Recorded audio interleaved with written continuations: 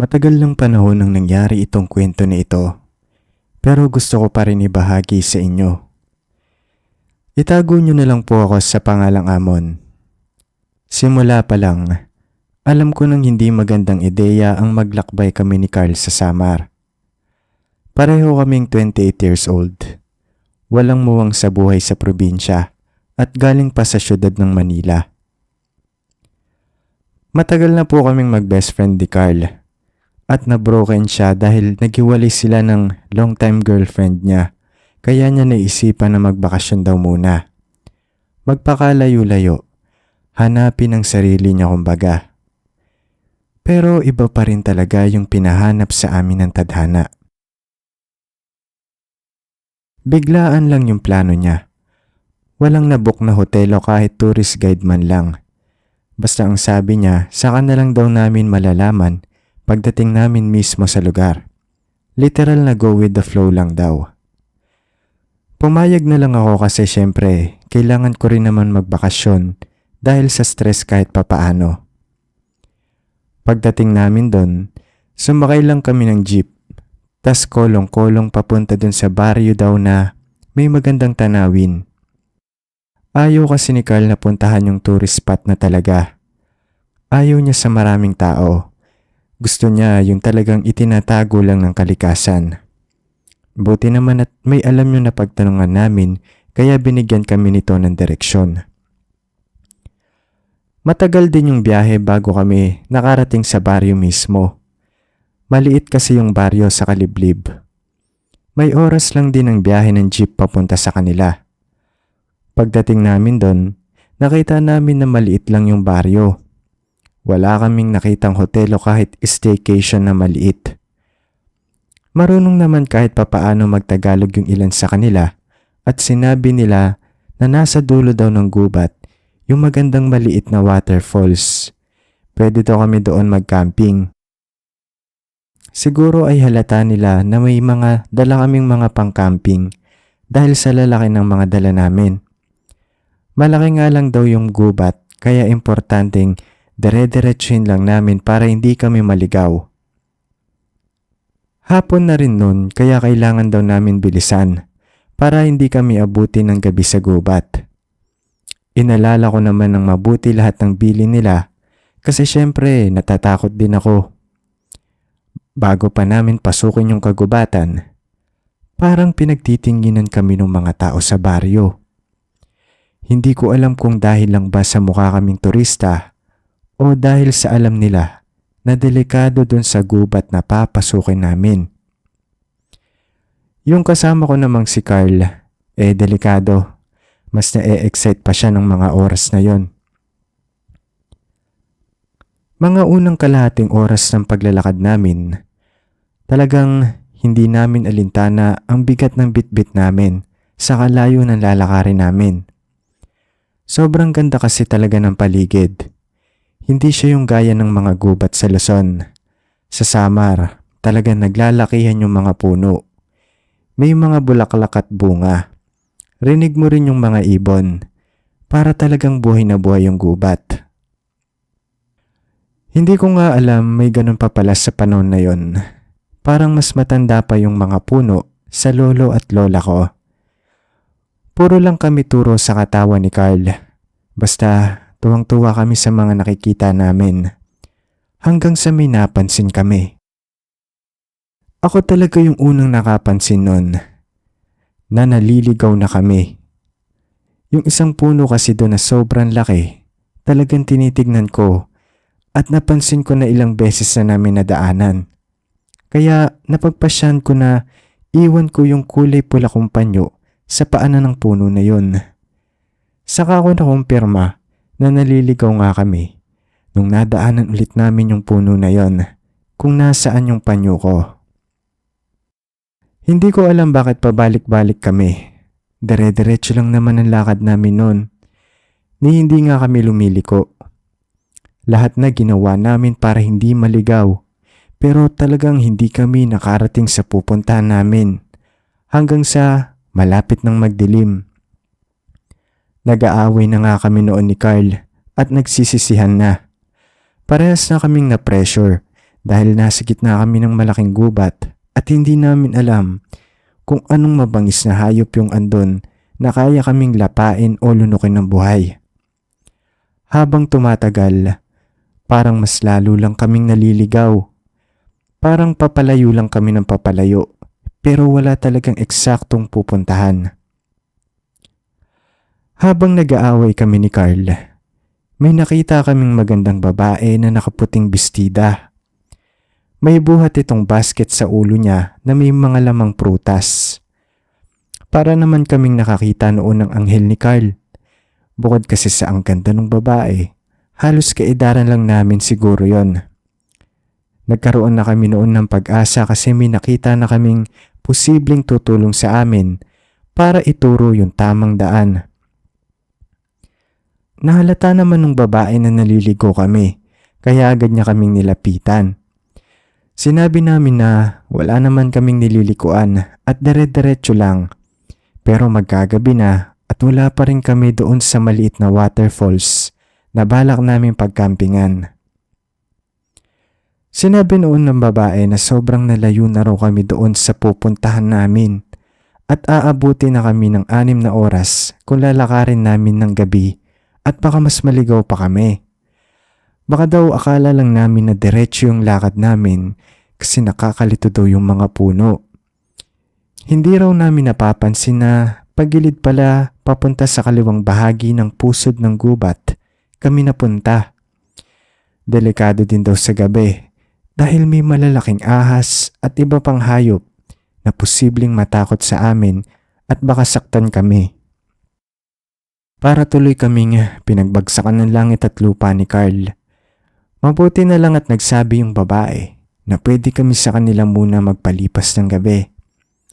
Bukas na lang daw kami maglakbay ulit. Siyempre pumayag kami ni Carl kasi napakalaking tulong na nun sa amin. Inaya kami ng babae papunta sa bahay nila. Mga ilang minuto din kaming naglakad. Nagtaka nga ako kasi hindi namin nakita yung bahay na yun nung naligaw kami kanina, kahit natanaw man lang. Pagdating namin doon, nakita namin yung medyo may katandaan ng mga magulang niya, yung lolo at lola niya, saka mga nakakabatang kapatid. Nagulat kami kasi ang laki pala ng pamilya ng babae. Mga 9 silang lahat kung bibilangin. Una kami agad nilapitan ng pinakabata sa kanila. Mga 5 taong gulang na batang lalaki.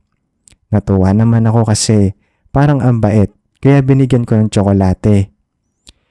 Mahilig talaga kasi ako magbaon ng tsokolate lalo na sa mga ganitong biyahe na need ko ng energy.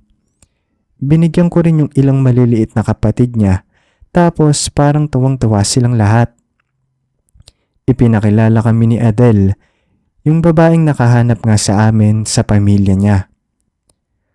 Nagpakilala na Mang Kanor yung tatay niya, tas yung mama naman niya Aling Trising. Hindi nagsasalita yung lolo at lola niya, pero mukha namang mabait din kasi nakangiti naman. Mukhang si Adele yung pinakapanganay sa kanilang magkakapatid, tas sunod sa kanya lalaki na si Arman ng pangalan. Mainit yung naging pagtanggap nila sa amin. Nakwento din namin na naligaw kami tapos tinawanan pa nila kami. Dahil ang lakas daw ng loob namin na pumunta sa gubat nang walang kasama. Buti na lang daw at buo pa nila kaming nakita. Natawa na lang kami ni Carl kahit medyo nakakatakot yung biro na yon. Halos maghahapon na nung dumating kami, kaya nung kainan na, sobrang pasalamat din namin na pinakain nila kami.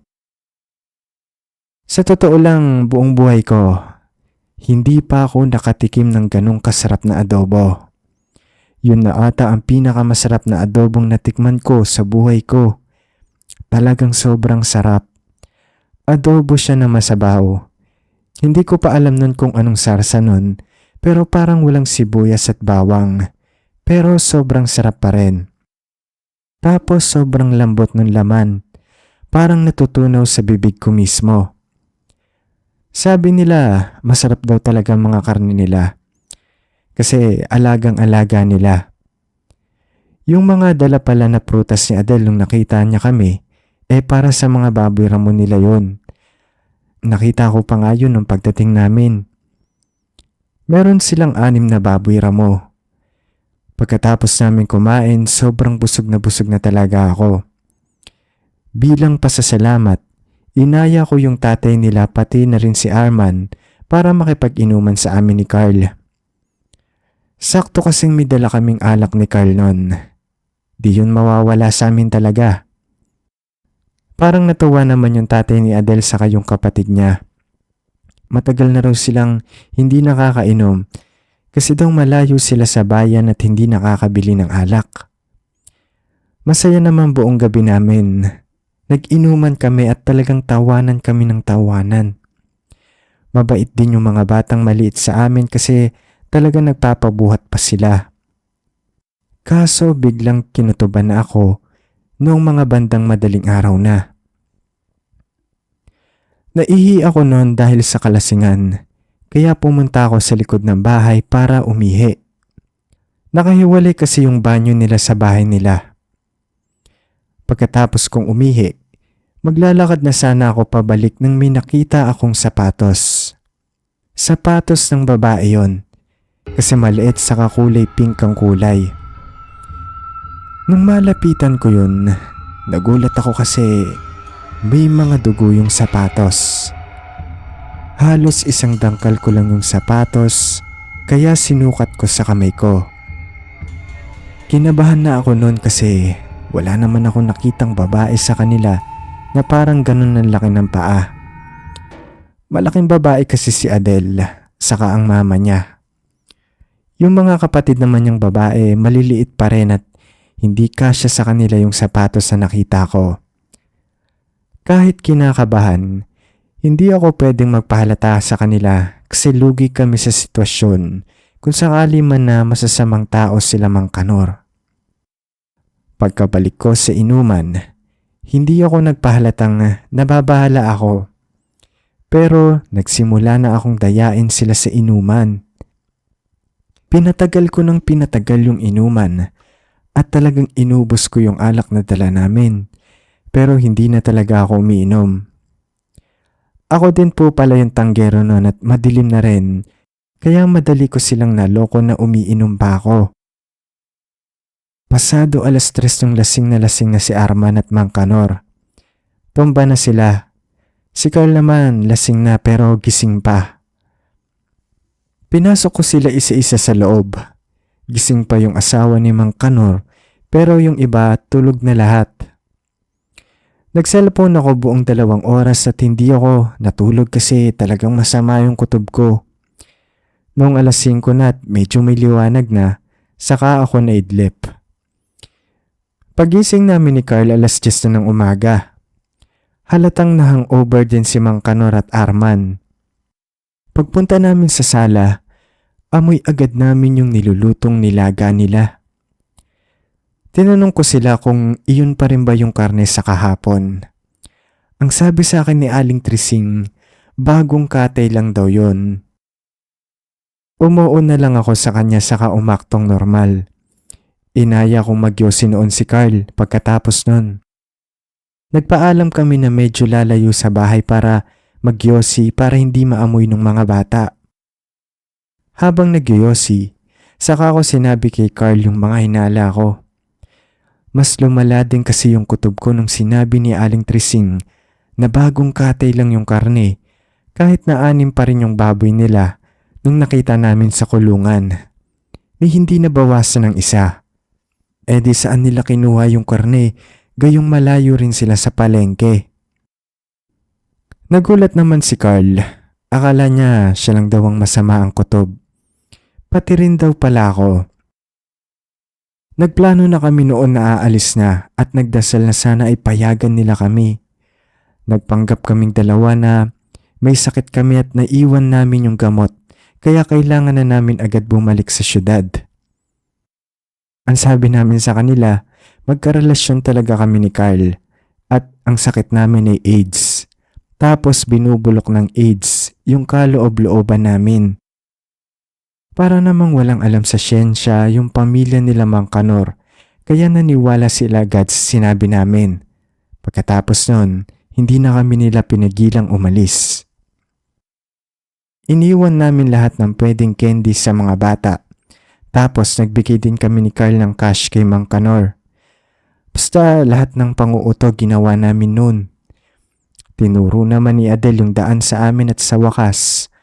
Noong mga oras na yon, hindi na kami naligaw kasi may mga nakasalubong kaming nangangahoy at sinamahan kami palabas ng gubat.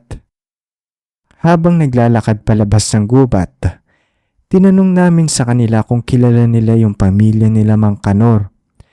Ang sabi nung napagtanungan namin, matagal na daw umanong nagtatago ang pamilya na yon dahil daw mga aswang daw sila.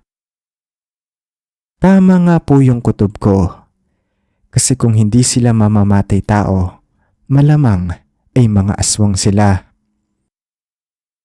Noong mga oras na yun, sumuka kami ng sumuka ni Carl kasi nakumpirma namin na karne daw pala ng mga tao yung pinakain sa amin ng pamilya nila Mang Kanor. Hindi namin alam kung naligtas pa kami sa kapahamakan dahil naging tuso ako o dahil sa talagang nagustuhan din ng pamilya ang kabaitan namin. Kaya kami pinalampas bilang hapunan nila. Alinman sa mga yon, hanggang ngayon, pilit pa rin naming itinatago ni Carl yung nangyari sa amin. Alam kasi naming wala namang maniniwala at baka pagtawanan lang nila kami. Pero isa lang yung malinaw sa amin. Hinding-hindi na kami babalik sa Samar at mas lalong hinding-hindi na ulit kami magpapaligaw.